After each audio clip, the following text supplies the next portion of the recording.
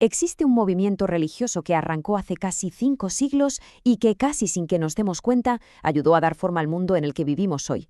Vamos a desentrañar la historia, las ideas clave y el sorprendente impacto global del calvinismo. Para empezar, quedémonos con una cifra: 80 millones. Pues sí, 80 millones. Esa es la cantidad de gente que forma parte hoy de la Comunión Mundial de Iglesias Reformadas, un movimiento que nació como una especie de segunda ola de la Reforma Protestante, una ola que, como veremos, resultó ser mucho más radical. Para entender cómo se llegó a esa cifra tan increíble, tenemos que hacer un viaje en el tiempo. Vámonos a la Suiza del siglo XVI, que es donde empezó todo. Y ojo, que aquí la historia no la protagoniza una sola persona, ¿no? Son dos las figuras clave que se atrevieron a desafiar al poder religioso establecido e incluso al mismísimo Martín Lutero. Por un lado, en la parte de Suiza, donde se hablaba alemán, tenemos a Ulrico Zwinglio. Este hombre predicaba un radicalismo que lo puso en rumbo de colisión directo con Lutero, a pesar de compartir la idea central de la justificación por la fe. El meollo del asunto, el punto de ruptura, estalló en la disputa de Marburgo. ¿Y sobre qué discutían? Pues nada menos que sobre el significado de la Eucaristía. A ver, para Zwinglio, que tenía una mente más, digamos, lógica y humanista, era un acto simbólico, un recuerdo. Pero para Lutero, para Lutero no, él defendía a capa y espada que Cristo estaba ahí, de verdad, literalmente presente en el pan y en el vino. La cosa llegó a tal punto que Lutero, para que no quedara ni la más mínima duda de su postura, cogió una tiza y, según se cuenta, escribió en la mesa esta frase: «Hoc est corpus meum», este es mi cuerpo. Y con ese gesto, la ruptura fue total, definitiva. Pero claro, mientras todo esto pasaba, en la otra punta de Suiza, en la zona de habla francesa, estaba a punto de entrar en escena otra figura, una que iba a coger todas estas ideas, a darles forma, a sistematizarlas y a lanzarlas al mundo. Hablamos, por supuesto, de Juan Calvino.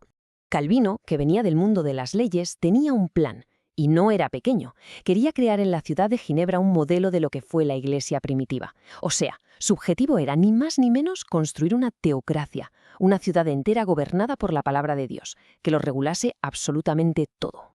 Y claro, el resultado en Ginebra fue, pues, una de cal y una de arena. Por un lado, sí, se consiguió una sociedad muy ordenada con mejoras sanitarias y económicas importantes. Pero la otra cara de la moneda era una intolerancia religiosa brutal. El baile, el teatro, los juegos, todo prohibido. Y la disidencia se pagaba con la vida, como en el famoso caso de Miguel Servet. Y Calvino fue un trabajador incansable hasta el mismísimo final. Cuentan que en su lecho de muerte todavía reunió a sus amigos para darles un último sermón. Su influencia, desde luego, no se quedó en Ginebra. Fue su capacidad de organización y, sobre todo, su obra magna, la institución de la religión cristiana, lo que sentó las bases de un movimiento que estaba a punto de cambiar el mundo. Vale, ahora vamos a meternos en el núcleo duro de la teología de Calvino, en una de sus ideas más complejas y controvertidas, la que de verdad marcó a este movimiento para siempre. Aquí es donde Calvino, va un paso más allá de Lutero. Si la justificación por la fe ya era rompedora, Calvino la lleva al extremo con su doctrina de la doble predestinación. ¿Y qué significa esto exactamente? Pues básicamente la creencia de que Dios, por razones que no podemos comprender, ya ha decidido desde antes de la creación del mundo quién se salva y quién se condena. Y esta idea, que es bastante fuerte, nace de una visión muy radical sobre la corrupción del ser humano tras el pecado original. De hecho, el propio Calvino lo dijo así de claro: lo que hay de más noble y laudable en nuestras almas está totalmente corrompido.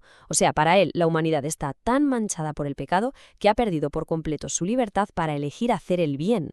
Y aquí está la clave de todo. Si el ser humano no es libre, si todas sus obras, incluso las buenas, son en el fondo pecado, entonces la salvación no puede depender de nosotros. Para nada. Es una decisión que Dios ya tomó. Y claro, esto cambiaba radicalmente la forma en que los creyentes se relacionaban con Dios. Y estas ideas, que nacieron en esa Ginebra tan estricta y ordenada, no se quedaron ahí. ¿Qué va? Se expandieron por el mundo con una fuerza misionera increíble, transformando sociedades enteras a su paso. El movimiento cogió una velocidad de crucero. Se extendió a Francia, con los llamados hugonotes. Luego, John Knox se lo llevó a Escocia, donde nació la Iglesia presbiteriana. Y, por supuesto, cruzó el charco. Llegó a Norteamérica de la mano de los puritanos. Y allí dejó una huella imborrable en su cultura. Aquí es donde la cosa se pone aún más interesante. El famoso sociólogo Max Weber se dio cuenta de algo. Dijo: a ver, si nadie sabe si es de los elegidos para salvarse, ¿Cómo se puede vivir con esa incertidumbre? Pues la gente empezó a buscar señales, y una de esas señales era el éxito en la vida, el trabajo duro. Esto creó lo que Weber llamó la ética protestante del trabajo, que según él fue el motor que ayudó a arrancar el capitalismo moderno. Una idea fascinante, ¿verdad? Bueno, y después de todo este recorrido histórico, ¿qué pasa hoy?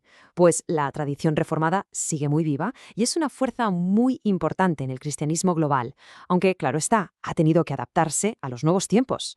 Por ejemplo, en 2010, muchas de estas iglesias se unieron en lo que hoy se conoce como la Comunión Mundial de Iglesias Reformadas. Su sede está en Alemania y es, ojo al dato, la quinta comunión cristiana más grande del planeta. Esto nos muestra una tendencia muy clara en el mundo moderno, la de buscar alianzas y uniones. Y lo más curioso es que, a pesar de nacer de una ruptura y de una historia llena de divisiones, hoy estas iglesias son muy activas en el diálogo ecuménico, es decir, en buscar puntos de encuentro con otras confesiones cristianas. Están tendiendo puentes, por ejemplo, con los luteranos e incluso mantienen un diálogo oficial con la Iglesia Católica.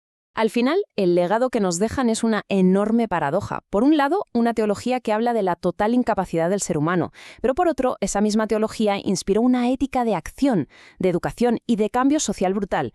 Pensemos en los puritanos fundando universidades como Harvard o Yale. El impacto es innegable. Y con esto volvemos a la pregunta del millón, a esa gran paradoja que lo resume todo. ¿Cómo es posible que una visión tan pesimista del ser humano, una teología de la corrupción total, acabase impulsando una de las éticas de éxito y trabajo más influyentes de la historia? Esa quizás es la pregunta más fascinante y el legado más vivo que nos ha dejado la Segunda Reforma.